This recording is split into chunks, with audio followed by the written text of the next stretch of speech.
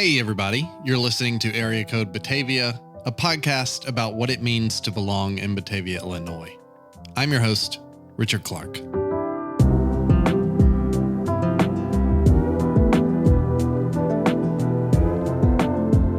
Today on the show, I talked to City Council members Kevin Malone and Alice Lohman, representatives of Batavia's Ward 3.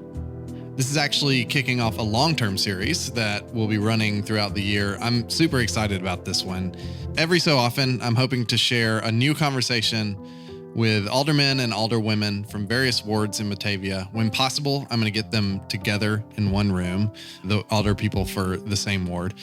In these conversations, I'm hoping to give them an opportunity to share how their work directly impacts the sense of belonging for residents in their wards and across the city. Ultimately, though, my goal is to go beyond typical policy discussions and get them talking about the human element of city governance and how they personally interact with the challenges and opportunities that tend to come up in that context. This first conversation is actually a pretty great example of what I hope these conversations can be.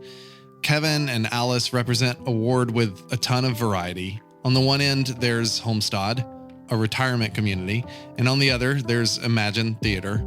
In between are their constituents, made up of a diverse array of people with all kinds of feelings about Batavia and their place in it.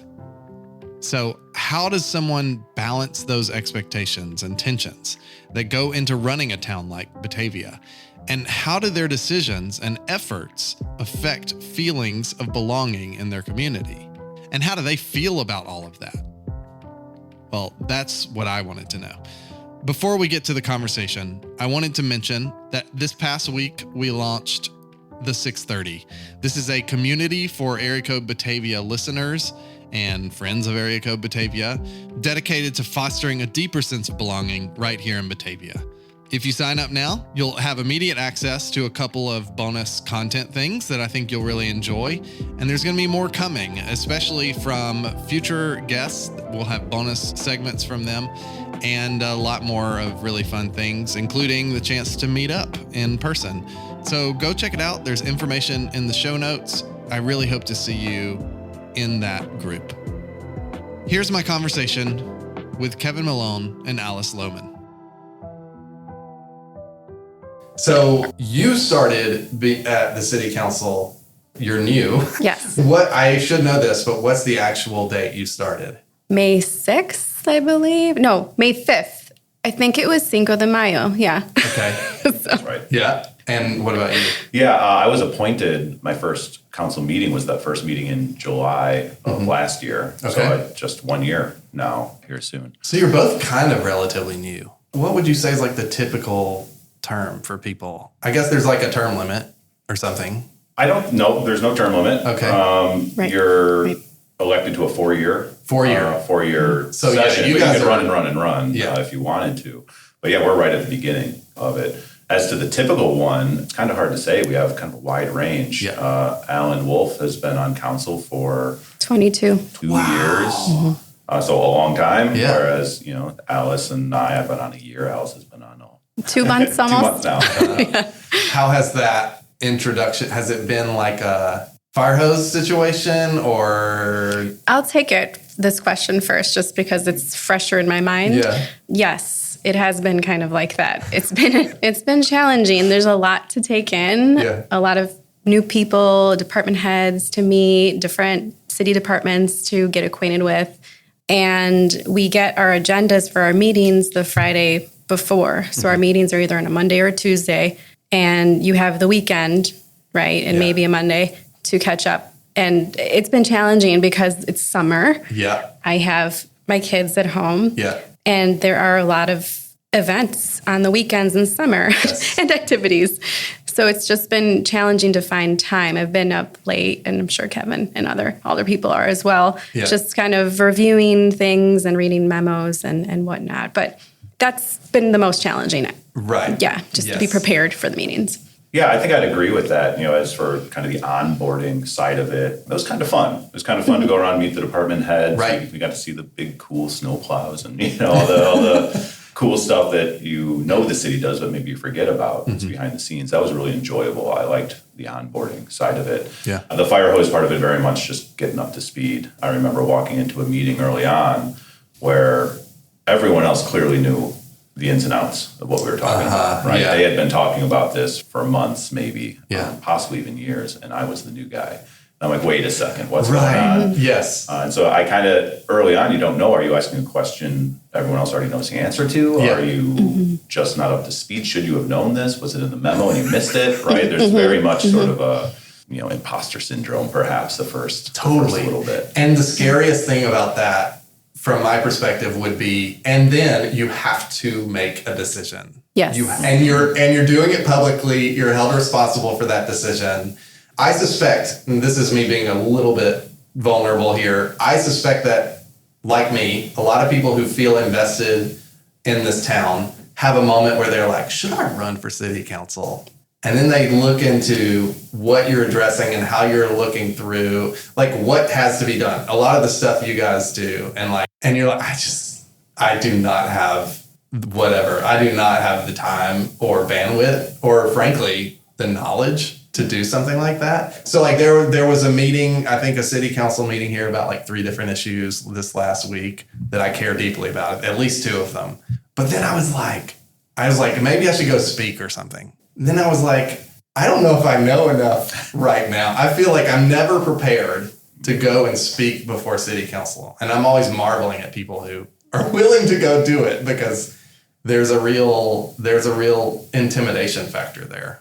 Yeah, I can sympathize with that, absolutely. Yeah. I mean, I'm always impressed with the folks who come out to talk to us. You're sitting in front of 14, 15, 16 with the mayor and the clerk, kind of sitting there staring you down a little bit and talking about, something you're really passionate about. And I think it takes a lot of courage. Definitely. I'll say it from my perspective, I'm sure Alice shares the same, but I always love it. I love it when somebody comes to speak to us. Even if, we've had some people who are kind of mean to us, right? Because people who have been passionate and aggressive even. Yeah. But I like it, right? I really enjoy that somebody had the courage to come up, speak to us, tell us their opinion, even if we disagree with it, even if we're going to go the other way. It's nice to see somebody engaging in that way. Yeah. There are things we'll vote on where we're spending, thousands and thousands of dollars without a peep, right? Yes. And so when somebody does come out, I'm like, okay, I'm not just speaking to an empty room. There are people out there paying attention. It's kind of the feedback that I crave, that I want in the decision. I mean, I want to be careful. No disclaimers. I'm just going to go. The surveillance thing is an interesting example of that for me, where that just happened. The cameras just appeared, and I was like, "What? When?" And as I asked people, it was like it just happened. It happened to happen during holiday season or something, and people weren't around to talk about it, and it just popped up. Whether you are pro that or not, it's kind of wild that sometimes it was a lesson for me of I've got to pay attention to these things, whether I show up or not, whether that's the first step is becoming aware clearly. And then the next step is, okay, now getting the guts to go and be mean to city council, apparently. Yeah, I think that's a great example of something where when I came on council, a lot of work had already been done on it. Yeah. Right. It was that's one of those, I stepped into the discussion and folks had already thought about it. There'd already been movement and I was the new guy. I wasn't sure where we were and what was going on. The surveillance camera item is one that I think is a model for a lot of the ways local government works, doesn't work, the role we have, the tough decisions we have to make, along with the trade-offs that we have. I also like that, to do a little shout out here, if you go to Sturdy Shelter, they have a surveillance IPA. I know. I noticed that. Which I saw that and I was like, whoa, how close? Who's surveilling who here? I took a picture of that and put it on Instagram and it was like, if you know, you know. This is brilliant. Yeah, way to capitalize on that issue. Well, I'll chime in here with, you were asking about how people were getting involved and coming to the council. Yeah. Same with Kevin. I agree that I admire those people because I agree it's intimidating to speak up and feel like, what you're saying makes sense, right? And you're being recorded, right? So I enjoy that part of council, listening to other governmental entities like the library board meeting, school board meeting, park district meeting, in our town and other towns, right? Some of them have restrictions on your speaking time. You have, like the school board, for example, you only have 3 minutes to speak at the beginning of the meeting, and that's it. Yeah. I really like that city council doesn't have that, because although there are times we might not like what people are saying, right, if they disagree with us or they're aggressive, it's important discourse to hear different types of views, different perspectives. Yeah. You never know how people on council will take that information and consider it with their vote. Right. So I think it's really important, valuable, and I enjoyed it as well, hearing people come to the meeting. Like Kevin said, there's so many issues that we don't hear people's input, and it's great when we do. As far as what you said, how you think most people are like you, that perhaps that thought comes across your head if you should run for council, that didn't cross my mind. I think that... Well, at some point it clearly... Well, yes. Yeah. But I think that each member of council has a story, right? Yeah. What drew them closer to council. Yep. For me, I have a background in politics, but I never saw myself as being an elected official. I was more support staff, and I enjoyed being behind the scenes and just helping and being a part of something important. But I think in my situation, there was an issue, right? And I became more involved and aware, like, for example, the surveillance camera, right? That was not the issue for me, but I'm just saying... You want to say what the issue was? It was the Carriage Crest Basin, like by my house. Okay, yeah, right? Okay, yeah. And so I became more vocal and more involved because that was right by my house and in my neighborhood, and my neighbors were gathering and we were mobilizing and just talking about what's happening in our neighborhood and what the city was proposing.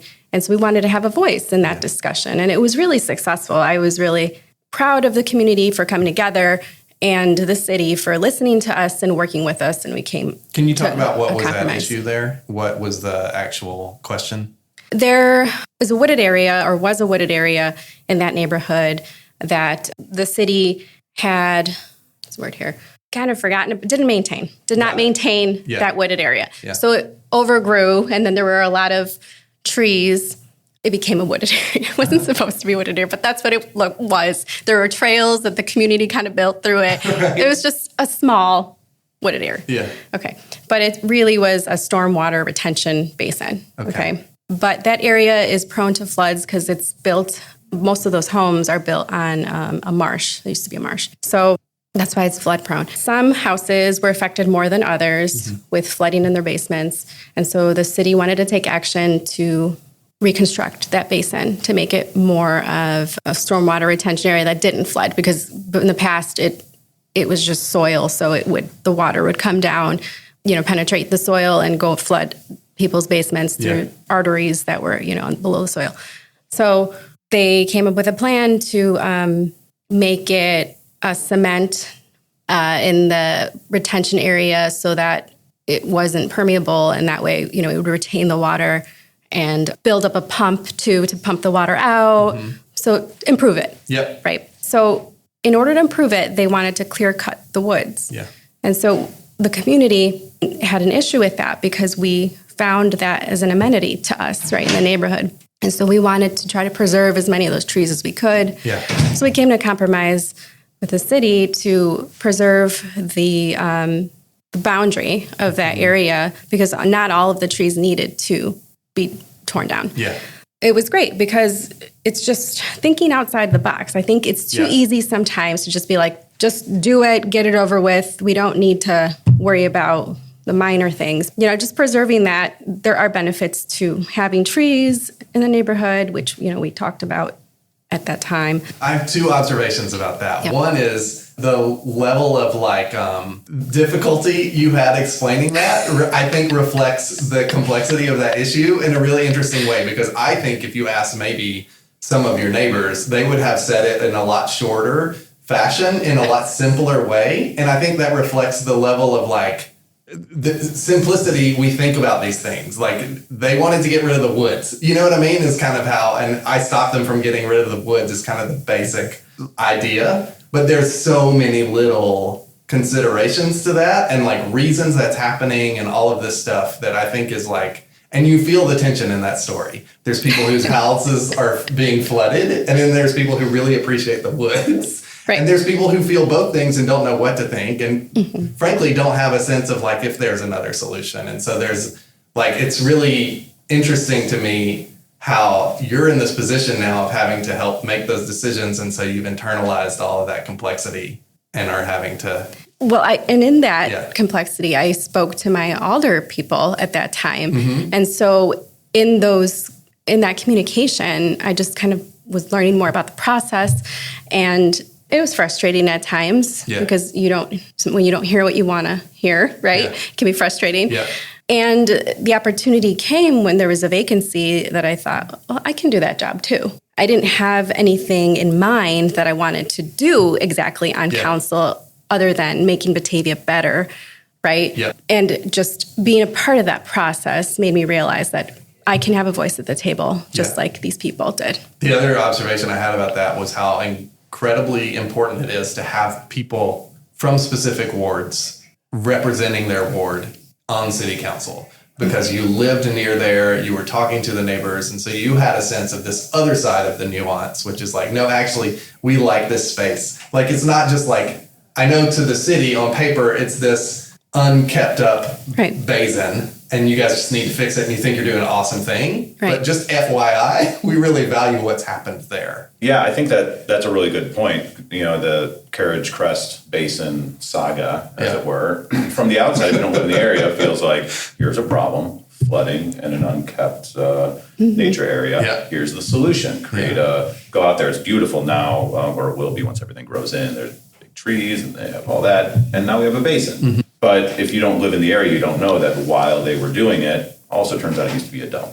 Like a literal dump. Interesting. So the construction of it brought up a whole new set of issues. There was glass showing up on the playgrounds right next to it. There were, people working at the wrong hours, dust, all the things that come with a project. So it's not just a problem solution situation. It's also ongoing a problem. And then as you're fixing it, that's a whole new slew of stuff. So if you don't live near there, and I live on the far other side of the ward, actually. I mean, me and my kids have gone there several times because it's some of the best parks around. I didn't know any of this until I was on council and people started reaching out to me. Then living nearby, I could ride my bike there, walk there with my kids. Started picking up glass, seeing all the stuff that was going on. So I think it's really important. I agree, like having somebody nearby who actually knows and has the connection to see what's going on, what the impact is. I had met Alice for the first time. She said there was a vacancy. That was the one that I ended up filling. Alice actually put her name in for that. And I'll say it now that we're even being recorded. I think they made the wrong choice picking me. I think. But, her and I and another gentleman all put our names in the hat for that. And the way they do it is they pull one of you up and interview you and have the other candidates sit in this very room that we're sitting in, just staring each other down. Very awkward. Oh, so you're going for it too, kind of situation. But I think that's when you and I, we chatted a little bit about the Carriage Crest stuff. We chatted a little bit about why we're doing this. And it was inspiring to meet Alice and Jeff as well, who put his name in. These other people in my neighborhood, the other people in my neighborhood who wanted to be part of this. And they're like, oh yeah, you live over by Carriage Crest. I know where that's at. Oh, you live down there in Norwood. I live down in Norwood. And so inspiring. It was neat. And to hear to learn about our backgrounds too. It was like a job interview. That's what it was. So it gave me hope, right? Because listening to you and Josh, I felt either one of us would have been great. So I'm really happy to be on council along with Kevin, because with our backgrounds, I just think it's great to be involved and know that we both have the best interest of Batavia in mind. Could you each tell me what was the first time you felt you belonged in Batavia?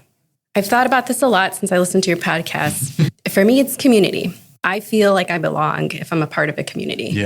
And if you imagine like a Venn diagram, you've got different circles, right? You've got your school circle. If you go to school or you work in a school, in my case, you have your family circle, your hobby circle, sports circle, church circle. Those are different communities.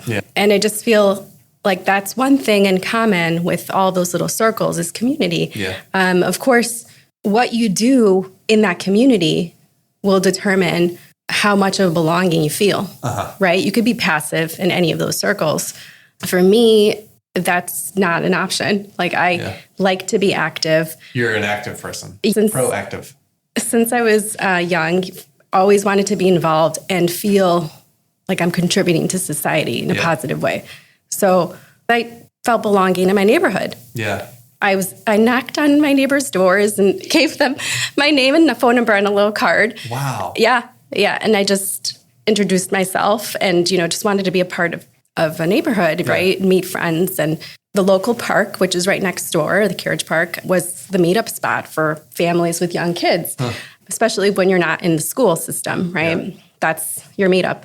And so every morning, every afternoon, regulars would come, and I felt belonging there. That's cool. The playground. I love that. Yeah. That's awesome. What about you, Kevin?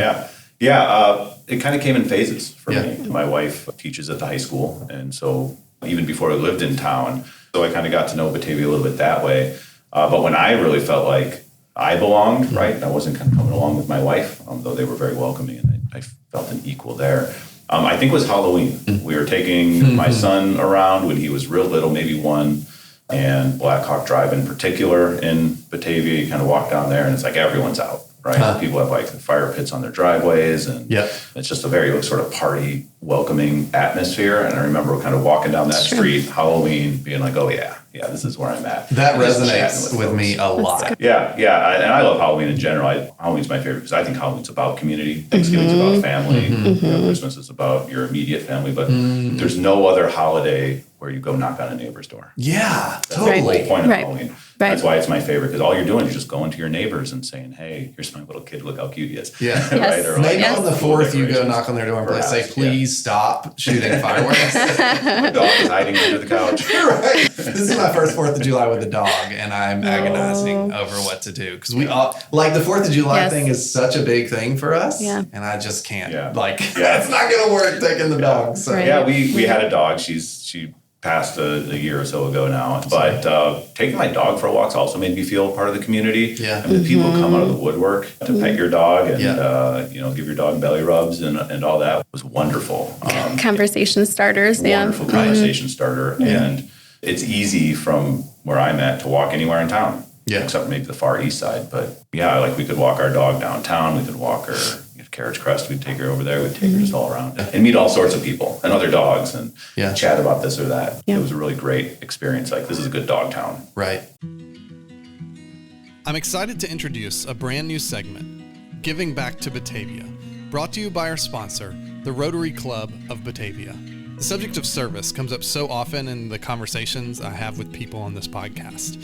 It seems like service is an integral part of Batavia's identity and one of the key ways to feel like you belong in this community. But maybe you're like me and you feel tension about this. How can we find the motivation to serve? And even if we want to, how can we make the time?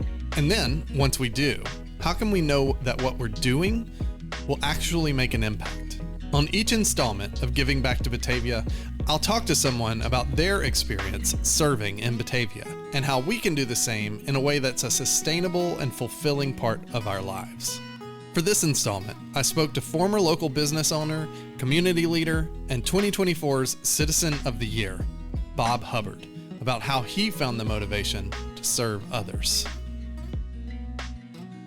I feel like everybody starts out with this sort of feeling of like, I don't want to.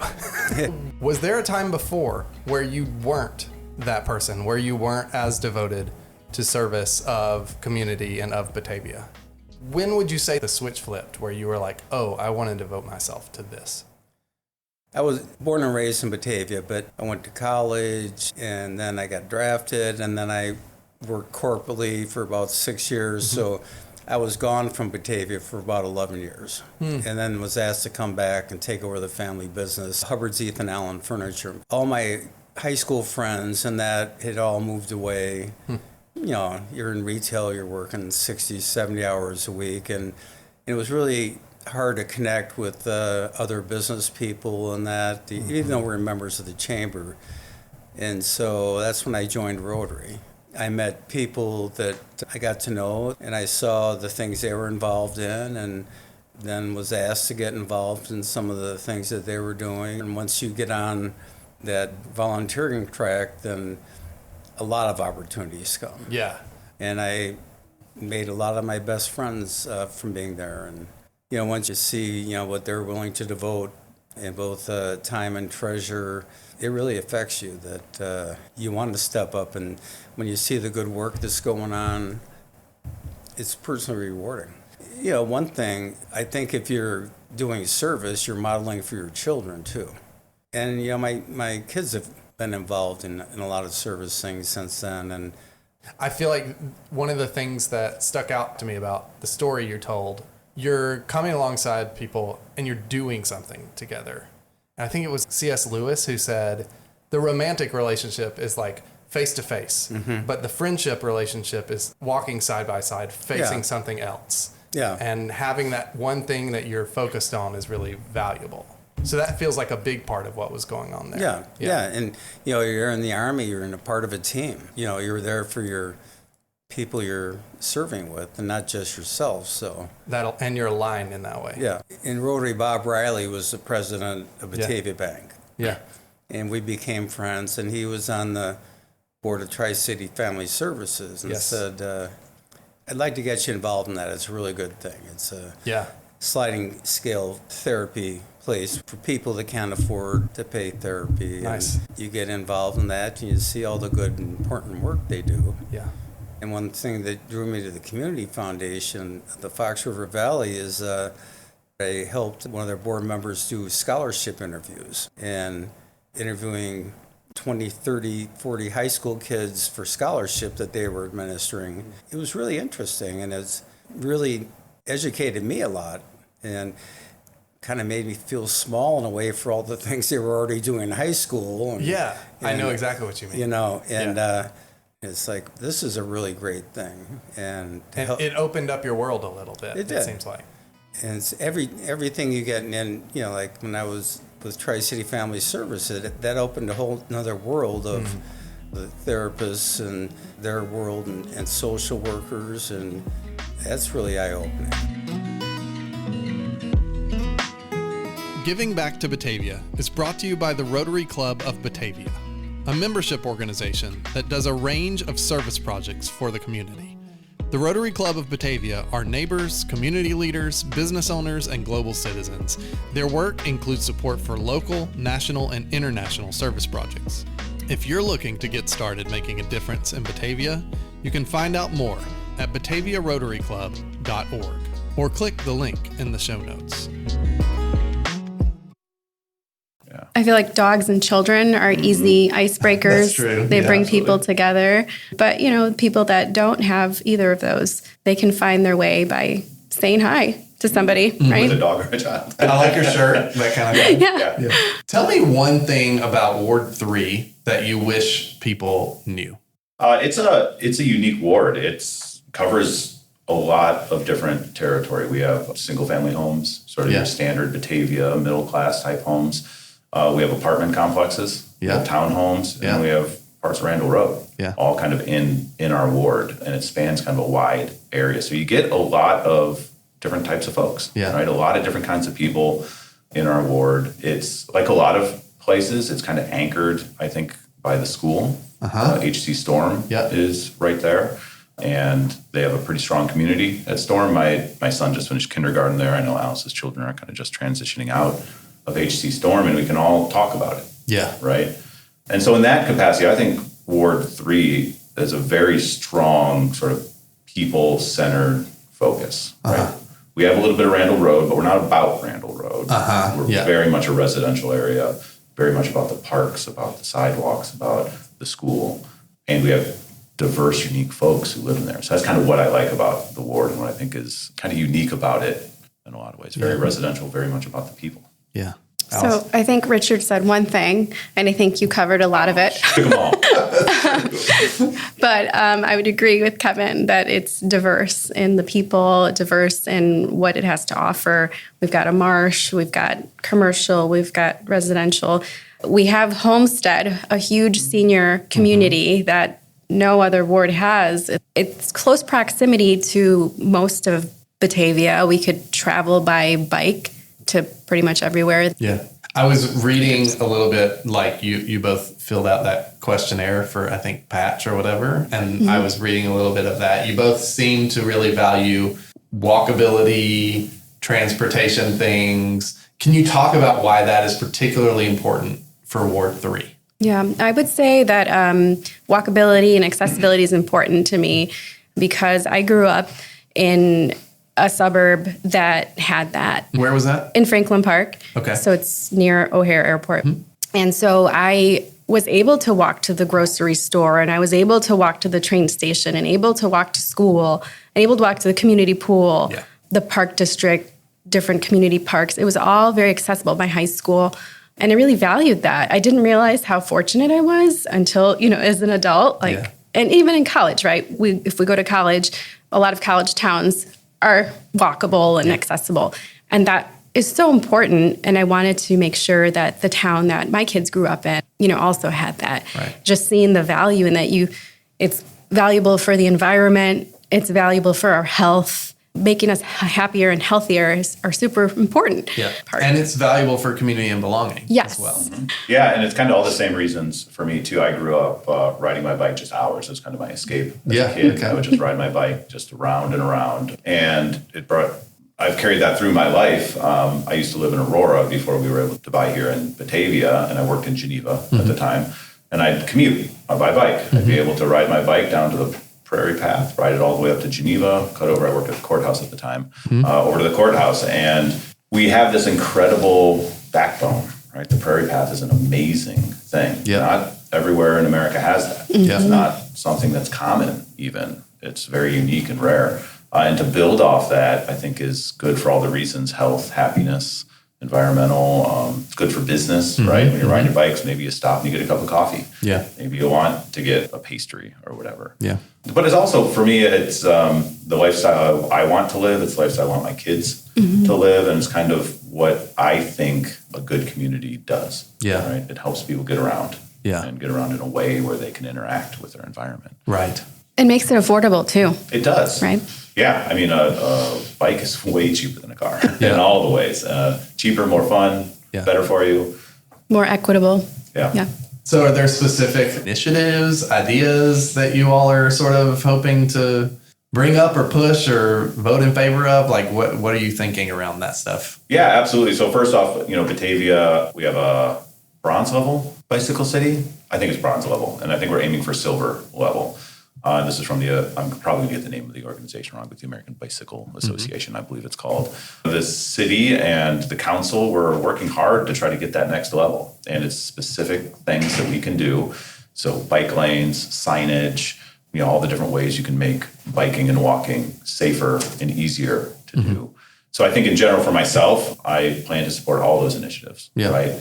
Anything we can do to slow traffic down on some of our side streets and some of our secondary arteries, the better.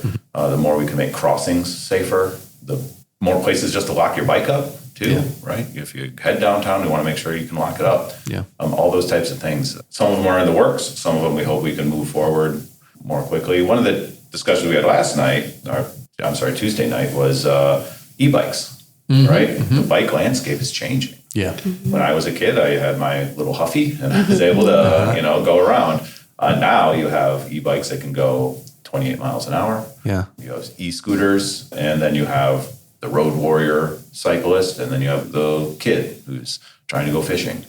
Trying to balance all those needs. And I think we need all of them. I'm in favor of all of those. Yeah. But how do we make sure everybody can kind of interact, coexist without smashing into each other? Totally. Whatever the case might be. Yeah, I second what Kevin said. I mentioned like a true council member. Right. Well, when Kevin and I first met, something I told him, I said, I feel like we're the same person. We just look completely different.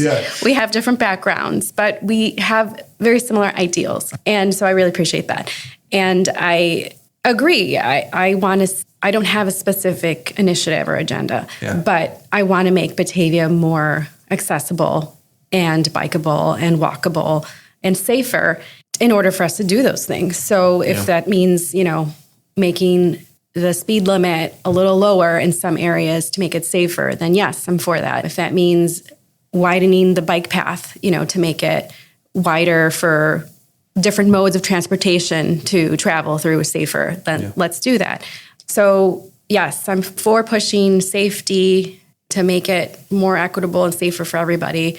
but listening to the community about what they want, right? It's not what Alice or Kevin wants, it's what they want. With anything that we do where I'm struggling and I'm not sure what we should do, I do that. I reach out to the community and the different groups that I have, whether it's in my school where I work, talking to the teachers, talking to the families, or in my neighborhood, or in my church circle,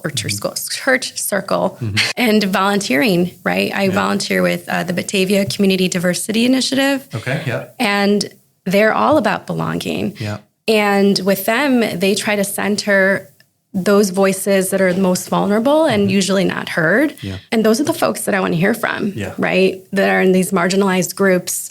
I want to know, how can we make your life safer, easier, better, more equitable? And so I feel that reaching out to the community is the way to go because they will give us direction, right? Council gives staff direction, but community should give us the direction. What are you hearing among those vulnerable groups about their experience in Ward 3? So currently in this environment, right, it's uncertainty, a lot of uncertainty, not feeling safe, not feeling seen, right, for who they are. Yeah. And so we're talking about different groups that identify the queer community. We have groups that are brown, groups that are Black, groups, that are low income, folks that, that don't have the basic needs that they need. Yeah. And so with what we're hearing from political discourse at the federal level, right, it trickles down to local communities when you're not feeling that support nationwide. Yeah. You're afraid you don't, especially groups that are in the Latino community, right? Because of what's happening with ICE, raids, and that uncertainty is what comes to mind right now.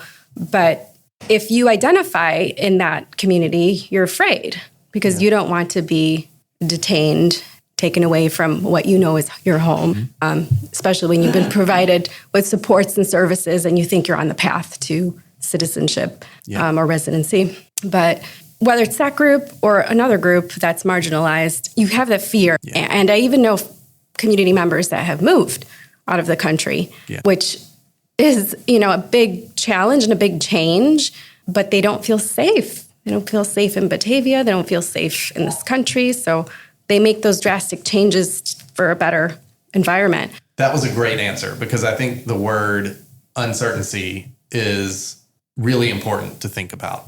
And in particular, the damage it does to a feeling of belonging in a community when you're not sure if you're going to be a part of it very long, if you can be, if people even want you there. Like, these are all questions that are not fun to have to ask and are pretty, it makes it really hard. I mean, I'm a straight white dude. I've been in situations where I've felt like, do my neighbors like me? Like, I don't know. Like, in fact, that's kind of my default. It's to assume like they must not like me. I have like a complex about my lawn, but that is nothing compared to what that group of people are dealing with. So I think it's important to reach out to individuals from those communities because they can speak from lived experiences rather than us, thinking that we know how they feel. Let's have them tell us how they feel. Yeah, I appreciate that. Yeah, my previous job, I ran foreclosure mediation over at Kane County. Every homeowner facing foreclosure was supposed to call me in Kane County. And so I spoke to thousands of folks who were losing their homes, right? Yeah. And, something I learned in each of those individual conversations with all the homeowners losing their homes was how unsettling, destabilizing, emotional sort of losing your home was. Yeah. To layer then on top of that sort of the threat and the fear of someone coming in and taking that away from you really discourages folks from reaching out, right? Yeah. I ran a program where if they called me, I might be able to help them save their home, right? So you'd think people would call. It took us a lot of time and effort to get people to reach out for the help that they needed because a whole lot comes along with this fear of instability, the fear of being taken away, of whatever might come from that. And so I think that sense of place, this is where I think it might connect. If we can create a sense of place when you do face a crisis, when there is something coming up, if we can create a community where you're open, welcome, you can speak up, there's somebody in your ward, somebody in your council, somebody in the police department, whatever it might be, who you've spoken to, hears you, understands your position. you're more likely to ask for that kind of help. Yeah. And it creates a stronger community. It helps the individual. It helps all of us have neighbors who, if they don't like our lawn, maybe they'll tell us, right? Or if they do like our lawn, they'll let you know, so you're not wondering all the time. Yeah. But on the more serious side too, if they do face one of these crises, whether it be federal, local, individual, economic, whatever, there's someone there. Yeah. Right. And I think as elected officials, we have a role we can play in that. Right. I think we can create a space. Maybe it's one little piece of that pie, not the whole pie, but somewhere where they know there's somewhere to go, that someone will hear them, take them seriously, whatever the case. Totally. And in our ward, we have a large Spanish-speaking population. I speak Spanish, so I was happy to help in this role to help with that communication, bridge the communication between the city and our ward. That's great. You mentioned that you feel like you're the same people. You have a lot of the same values. So my question about that is, but do you disagree on anything? And how do you handle that? We'll see. No, I think by and large, first, it's been great having Alice come in, and I do agree that in general, we're pretty much in line. It's pretty nice to know that my ward mate and I have the same values, at least. Maybe at some point we may disagree on an execution, perhaps, but I don't disbelieve that Alice is there for the betterment of my ward, betterment of my community, betterment of my family, all that, right? And so I think on that front, we're on the same page.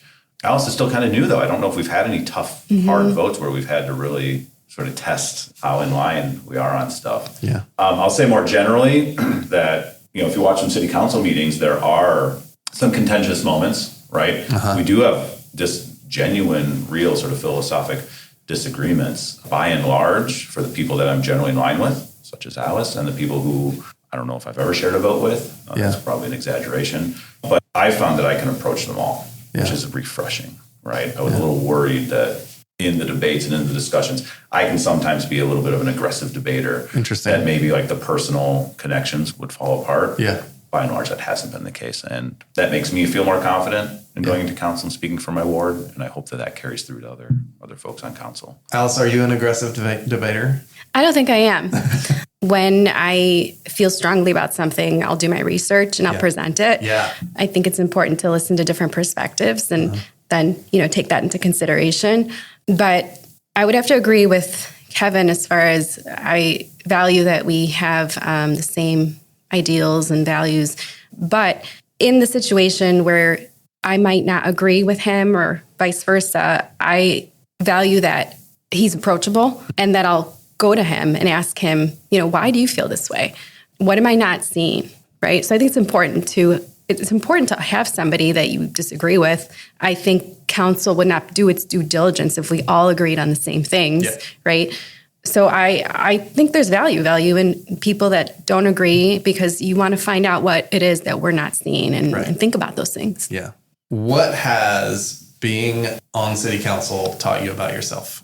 I don't know if I maybe reinforced some things for me. I live for discussion. I mean, I love it. I can sit with friends at a bar or a coffee shop for hours and just talk about whatever's going on. Sometimes that carries over to council, or maybe I'll carry a conversation on a bit longer than it needs to go.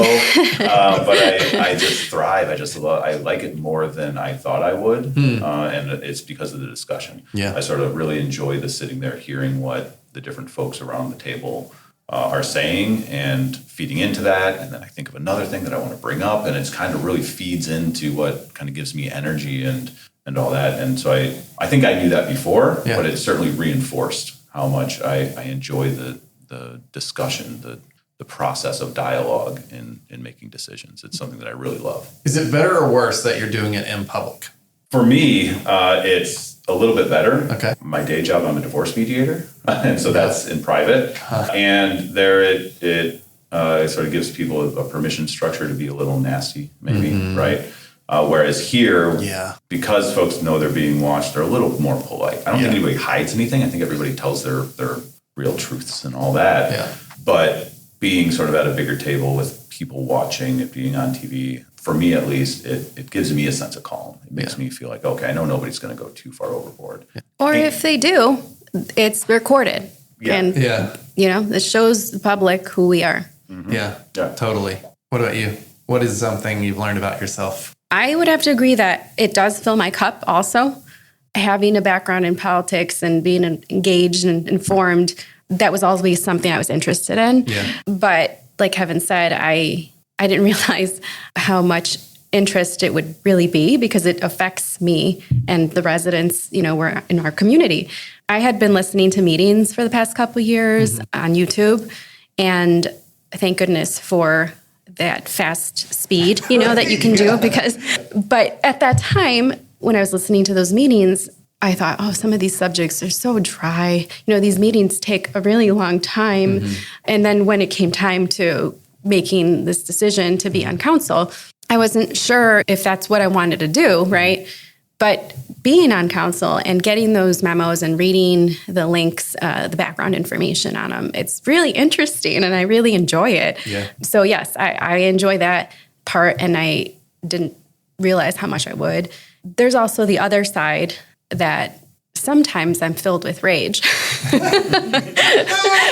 love that. Yeah. And I may not display it, on council, but some things that are said, Kevin, I think, was a little too polite right now, saying that people are polite. But sometimes it doesn't come off as polite. Right. And it can be disrespectful. People can be dismissed. And I think that's something council should work on because it should be a respectful discussion, right? And hopefully in our workshop, we're going to have a, what's it called? Retreat. Thank you. A council retreat? We're going to have a council retreat in September. That's so cool. Yes. And so they're going to try to do it every time there's an election for sure, but also annually as well. But I'm looking forward to that because I think that's something that needs to be said, that we should strive for a respectful discussion, make sure that one voice isn't dominating the conversation. Because there are some, like myself, who I think are a little quieter, especially, I'm new, so I'm also giving myself grace, right? Yeah.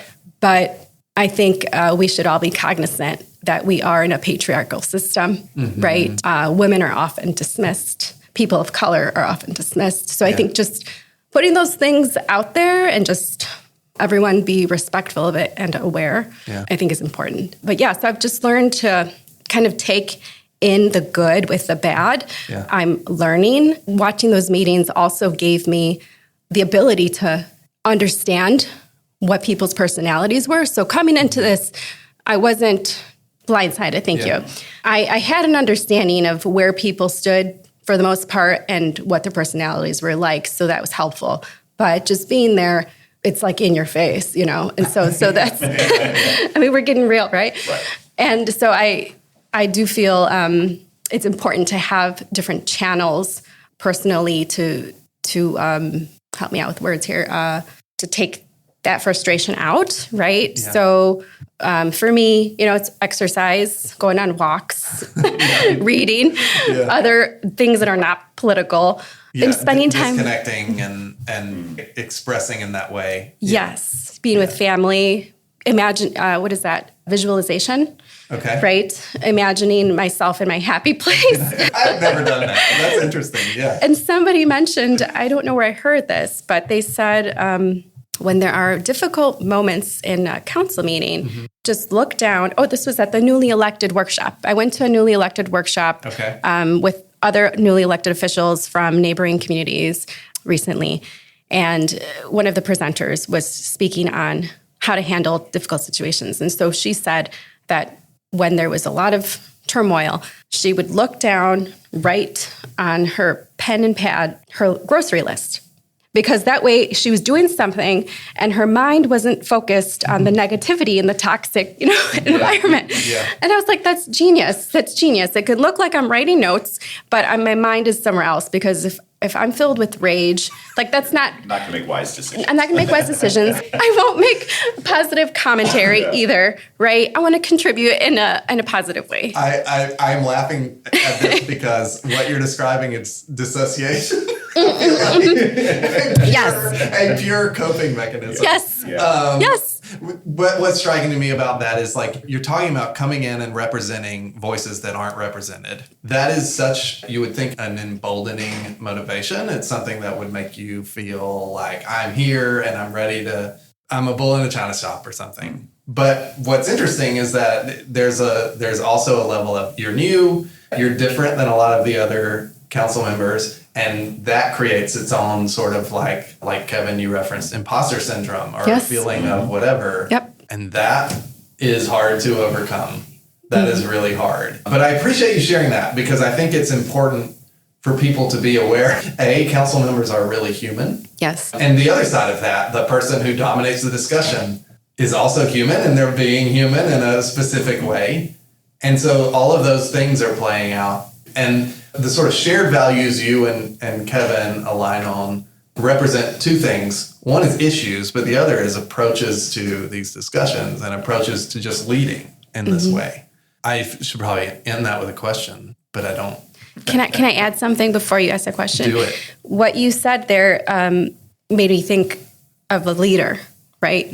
What's important for a leader? A leader is somebody who empowers others. Yeah. So on council, for all leaders, we should be empowering each other to have a discussion, right? Respectful discussion and hearing our perspectives. So I am very much in line with that I am aware that we shouldn't be putting people down, but we should be building people up. And that's what you're set out to do. Yeah. I mean, in everything, right? Whether it's on council or at home, I'm trying to build people up. Totally. Yeah. Anyone have anything else to add? I might just end it there. Yeah, I just, we talked about community earlier, and I'm genuine when I say this, that I love Batavia. It's such a cool town. Yeah. Such a great place to be. Alice used the analogy, kind of the different circles of community that you have. Just as we were talking about, each council member is kind of a person who has feelings, and we matter, right? Yeah. But we're also a community ourselves, right? It's kind of been a fun experience and enlightening as well to see the different personalities in that community.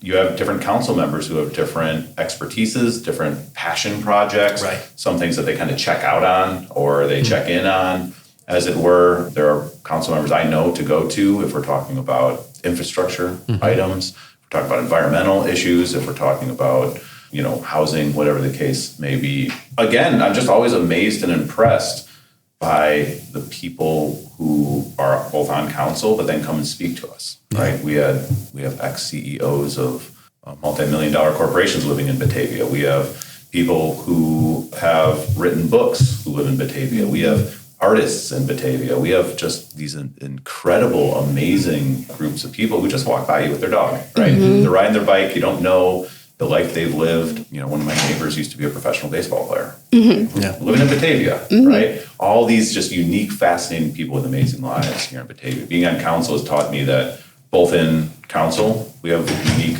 folks, but the whole town is just full of it. There's so many cool people to meet in this town. And I'm just excited to try to meet as many of them as I can. I think that's going to be a cool project. It's cool. I'm looking forward to the next 4 years. I'm not thinking it's going to be easy by any means, but I'm looking forward to the challenges and learning and growing because I've already learned and grown in 2 months, more than I thought I would. Learning more about myself and how I handle conflict. I just feel that it's important for everybody in the community to give back in some sort of way. If there's anything that people listening take out of this discussion coming from me, that would be that, to give back to the community in some sort of way, whether that's military service, whether that's civil service, Peace Corps like Kevin has done, or in a nonprofit, which is my background, or just volunteering, right? In any group. When you give back, that gives you, it comes back to you tenfold, in so many different ways. You make relationships, you have better understanding of the world around you, different perspectives or backgrounds. It helps you grow as a person and helps you see the world through different lenses, which is super important.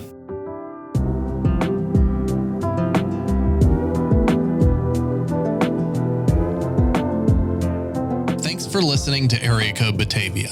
We'll be back in 2 weeks with another episode. If you enjoyed this podcast, you should absolutely subscribe to the newsletter. Just click the link in the show notes. Most importantly, if you know someone who would love to hear this podcast, please share it with them. Word of mouth is the best way to grow our community and help more people feel like they belong in Batavia, Illinois. Area Code Batavia is produced by Area Code Audio. It's hosted and produced by me, Richard Clark, with additional production help from Jennifer Clark. Edited and mixed by Matt Linder.